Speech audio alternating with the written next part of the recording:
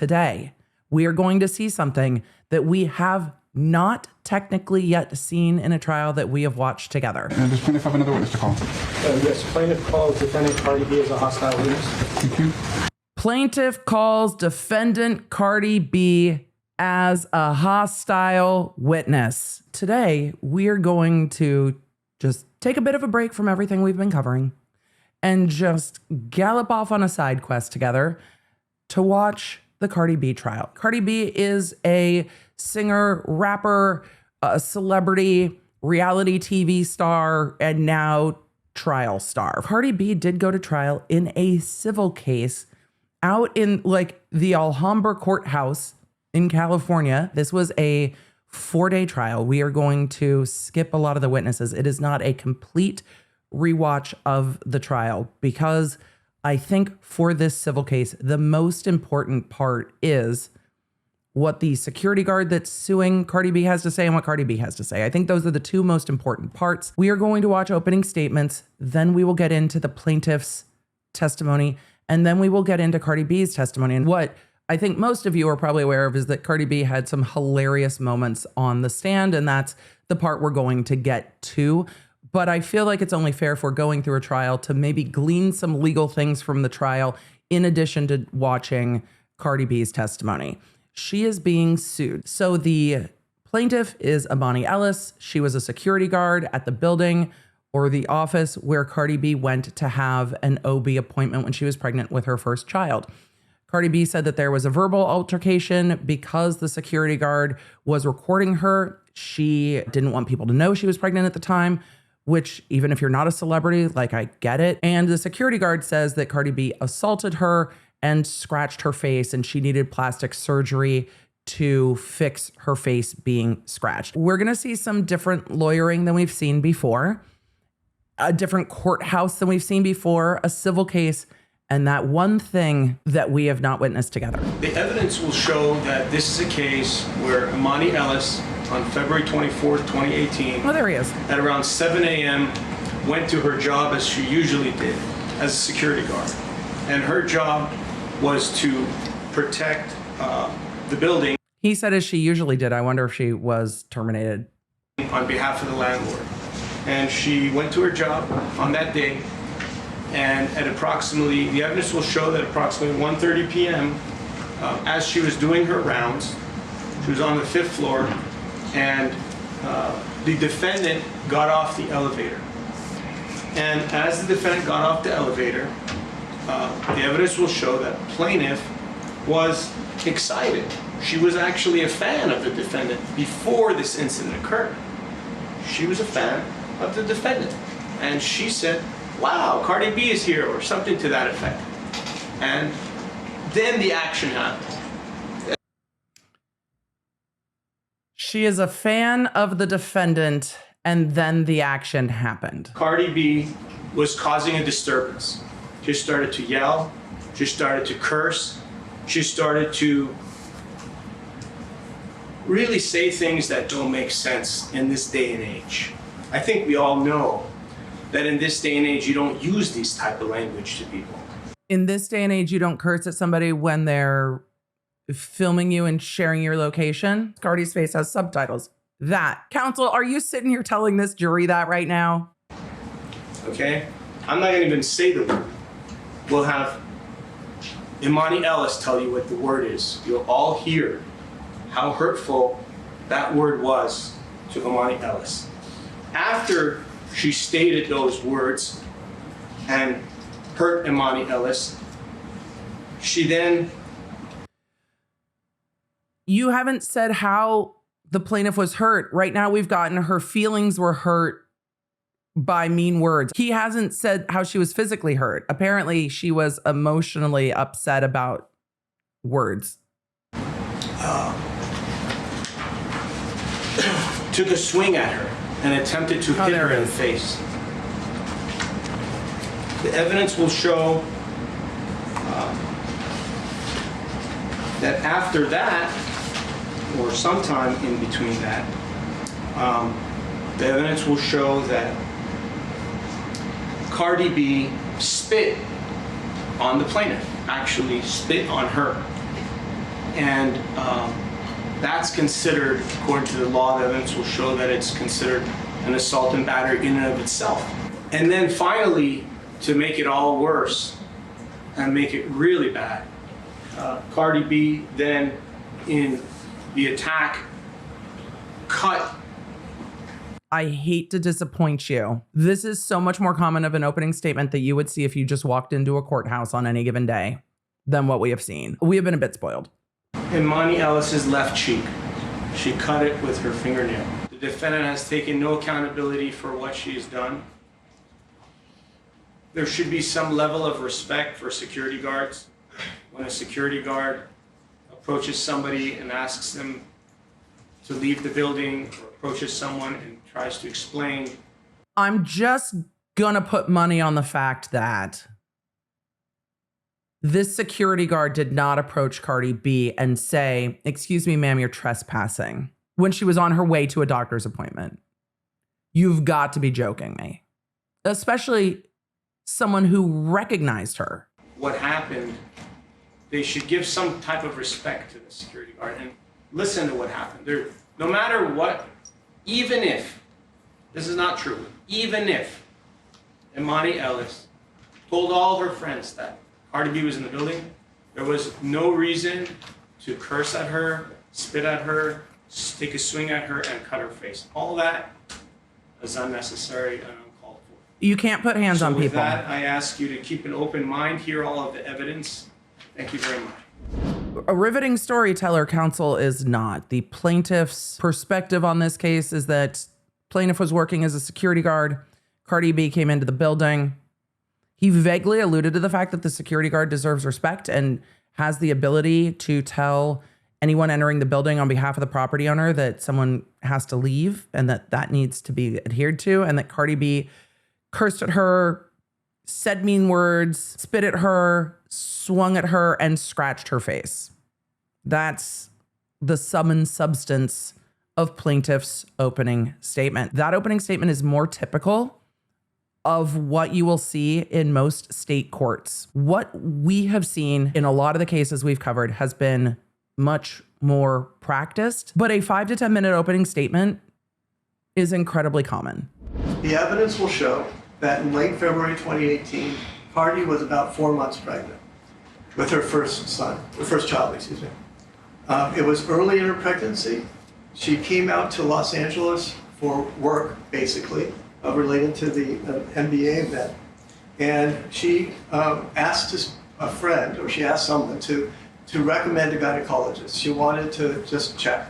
And so she made an appointment, or an appointment was made for her, to see a gynecologist at a medical building in Beverly Hills. Right, at their office. They took special steps to make sure this was private. The appointment was on a Saturday afternoon.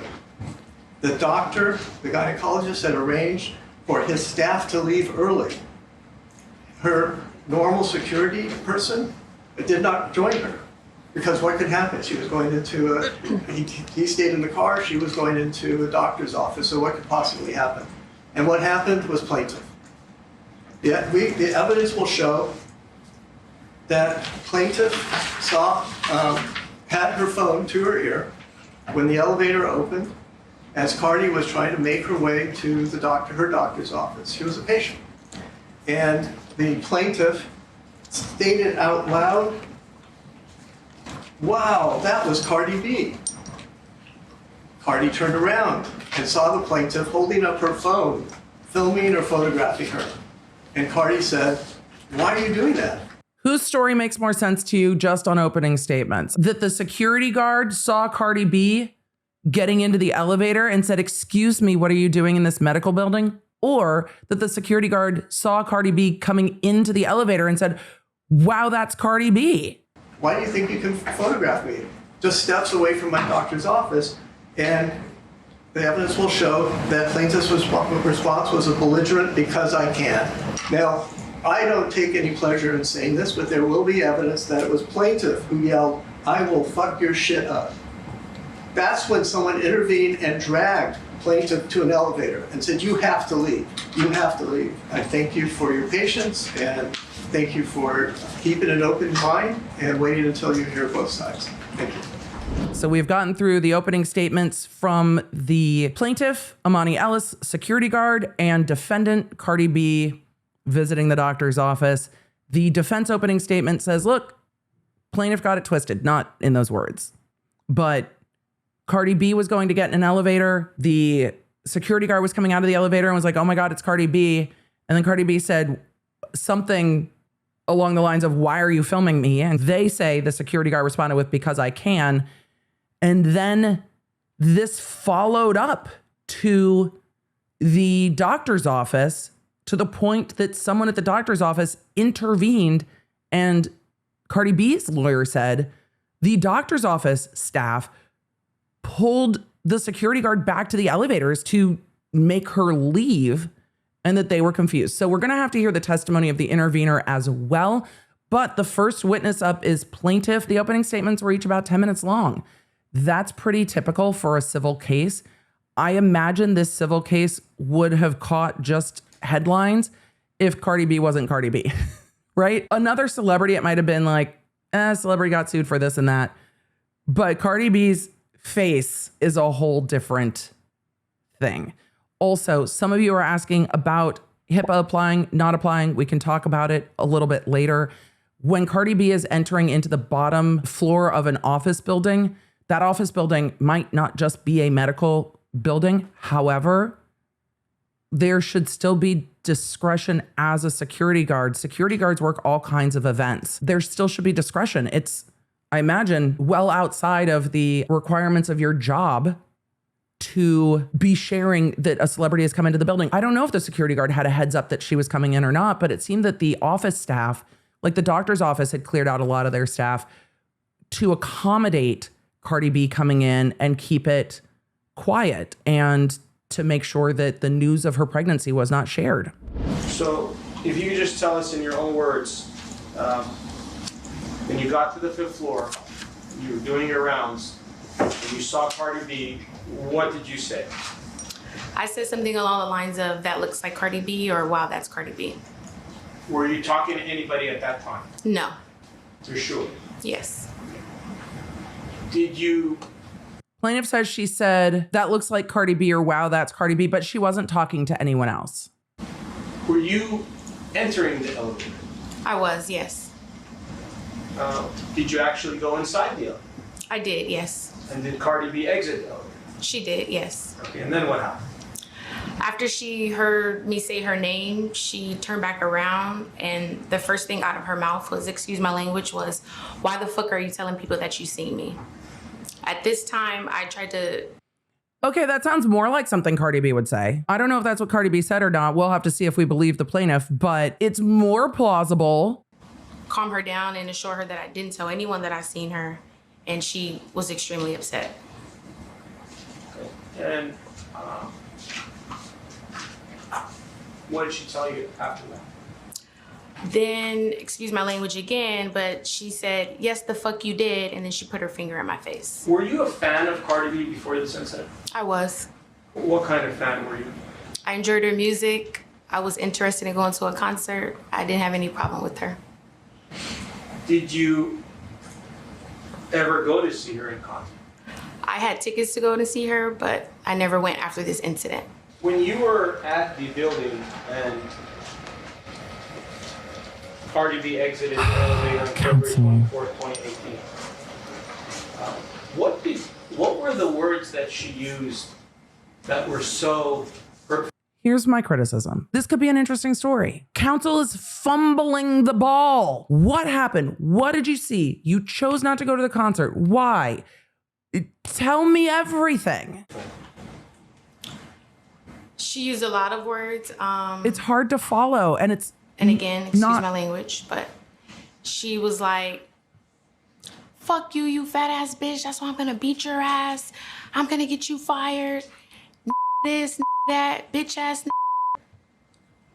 That's why you do security. Ah, that's why you do security. Ah, she was sticking her tongue out. She was flailing her arms up and down. Now we're getting to plaintiff's side of the story. If you are ever a witness and you are asked to say what somebody said, don't try to do it in their voice. Juries hate it because she has a different tone. She's not just saying, oh, she said this. It feels like selling, not just telling. She was jumping up and down, body shaming me. I mean, She was jumping up and down? racial slurs, just a lot. And did she spit on you? She did. Did her spit actually land on your body? It did. Did the defendant take a swing at you? She did. When she took a swing at you, it didn't hit your body, correct? No, Did the defendant use her fingernails to cut your face? she did. As a result of the cut to your face, did you have to see 2 different plastic surgeons? Yes, Did you undergo plastic surgery? I did. Did you ever want to become a police officer? I did. Do you still want to become a police officer? No, And why is that? I was deeply traumatized about what happened. Can you tell me a little bit more about your trauma that you suffered from this incident? You wanted to work in law enforcement in Los Angeles, and you are traumatized because at worst, Cardi B might have scratched your face and spit on you and yelled at you. Yeah, choosing not to go into law enforcement is a good call. Yes. Okay. I deal with anxiety, deal with depression. I have post-traumatic stress. I have a scar on my face. I deal with insomnia, things like that. Aside from calling you the N-word, spitting at you, taking a swing at you, cutting your face with her fingernails, is there anything else that she did on February 24, 2018 to you? I mean, the whole incident was super traumatizing for me. She did a lot that day. Did she ever apologize for what she did? Never, Did you want her to apologize? of course. Thank you. Thank you, Your Honor. All right. That's the end? That's the end of the direct examination of the plaintiff in a civil case? That's it? Do y'all feel like you have an understanding of what happened, how it happened? They didn't show any pictures of injury in a civil case for damages, for assault. When you examined Emani Ellis for the first time on November 4th of 22, did you, with your own eyes and your equipment, you saw the scars, correct? Yes. And how many scars did you see? Well, I saw one main one. That's the one I recorded. But I saw other things that were, differences in the skin, differences in the pores, an adjacent scrape mark.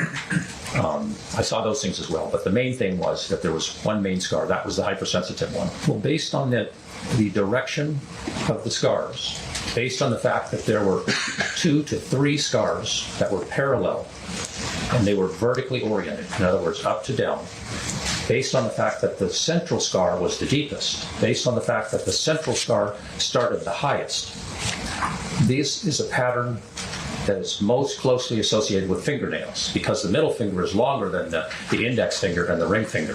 So when the fingers are drawn down, the middle finger causes the deepest scrape. If you can go to Exhibit 6 in your exhibit book. Okay. We would like to see the photos. There's a total of 12 photographs, correct? So low resolution copies of the photographs, yes. And it's hard to see the scar in these photographs, right? Well, you can still see it, but He's like, well, these are low resolution copies. Everyone's distancing themselves from the photos, which is why we haven't seen the photos, right? The jury's on day 2 of this case. Everyone's talking about photos, and the jury's got to be sitting there going, can I have some photos?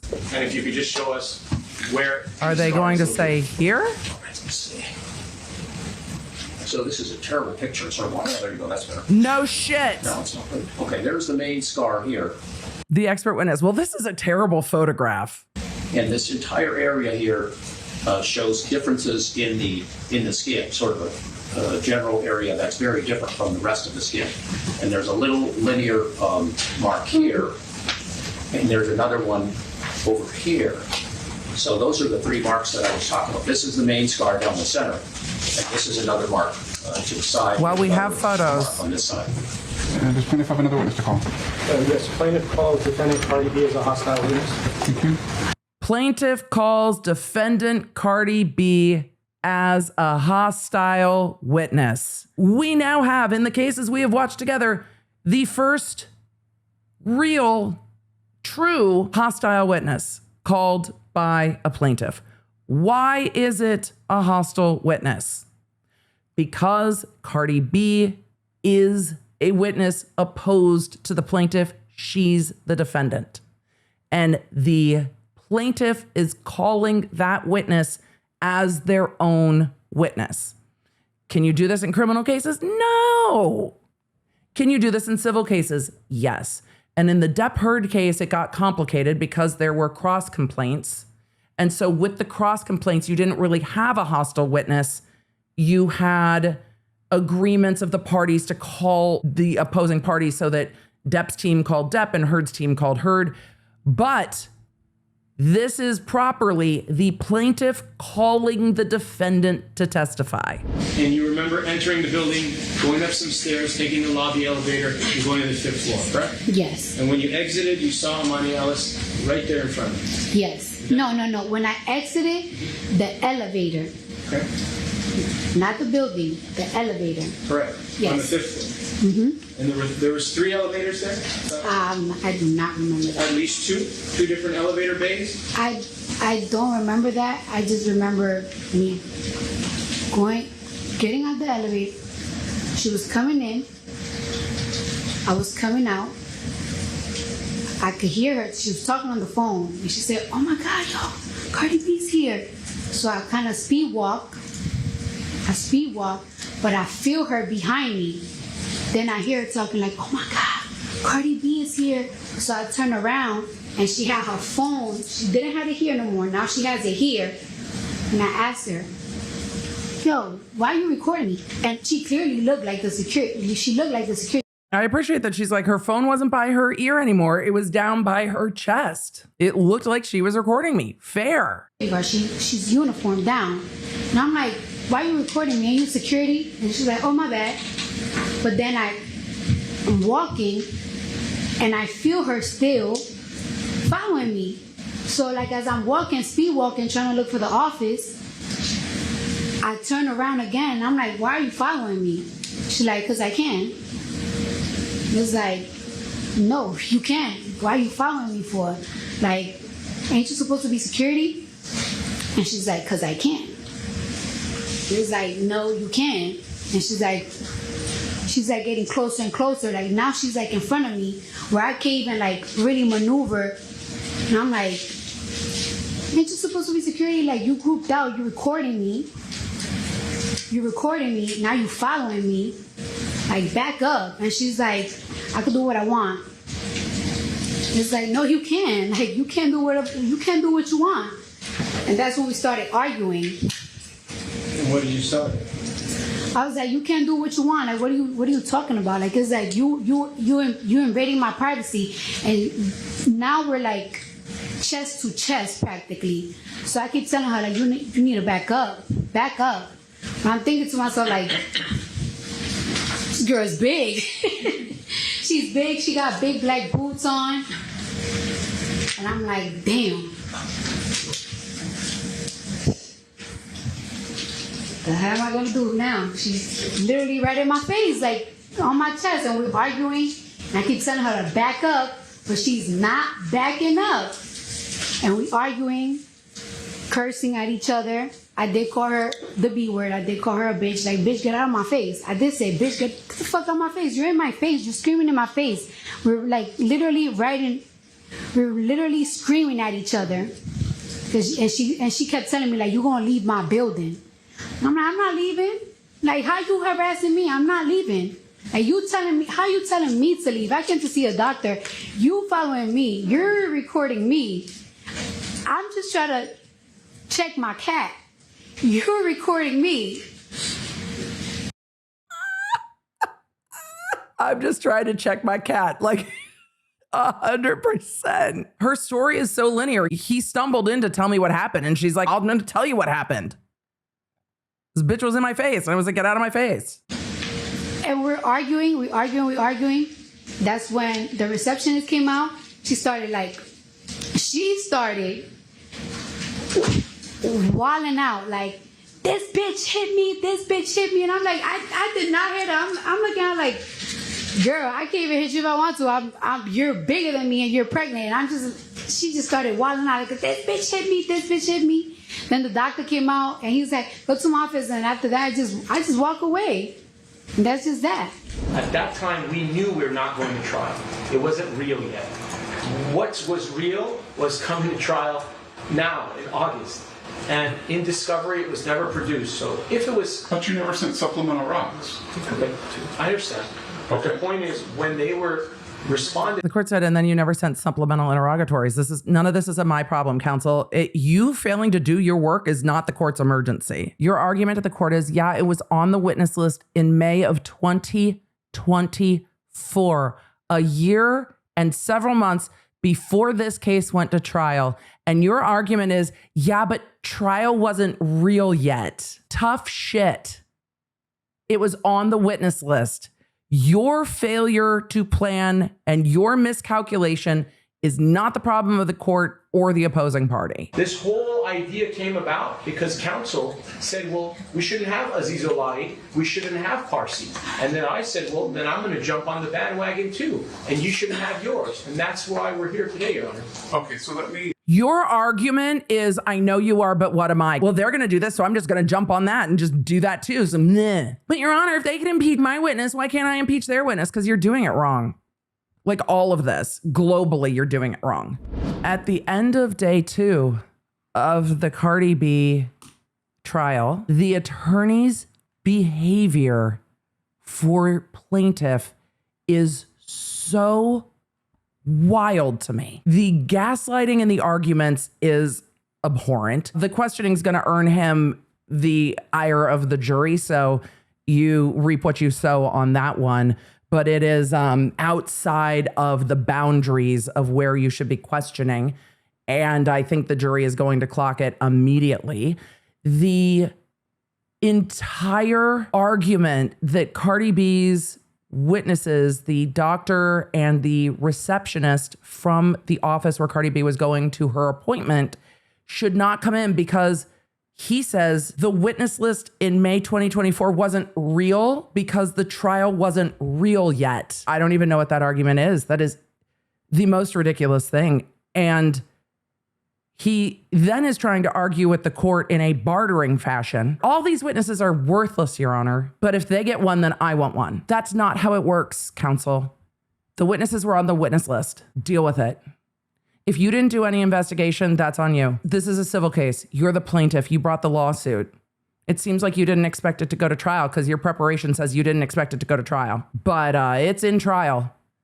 And your behavior in trial is not to the standards of a trial lawyer that we have witnessed. I'm baffled by what we have witnessed. But we're in the middle of Cardi B's testimony. I'm invested, you're invested, we're invested. Thanks for joining me. If you enjoyed this episode and don't want to miss updates on your favorite cases, you're going to need the Law Nerd app at lawnerd.app.com. That way you can stay in the loop on the cases that matter most to you, and you never know when you're going to catch feelings for a new case. So make sure you get it for free on iOS and Android. Thank you for being here, and thank you for being a Law Nerd.